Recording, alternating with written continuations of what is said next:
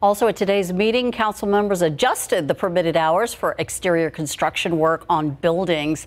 And what that means is that your neighbors' noisy renovations should not be waking you up in the morning or keeping you from a good night's sleep anymore. The city used to allow work as early as 6 a.m. and as late as 10 p.m. on weekdays. Now that can only happen between 7 a.m. and 8 p.m. And those hours are narrowed even further on the weekends.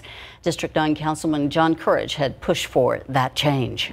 This was a joint effort by developmental services, by people in the community, by my office, by many builders and contractors who came together to develop this new policy, and I think it's well-deserved and well-needed. The ordinance provides some exceptions for pouring concrete and limited machinery and equipment repairs. Contractors also can get special permission from the city to work outside of those normal hours, but they have to give nearby neighbors at least 3 days warning.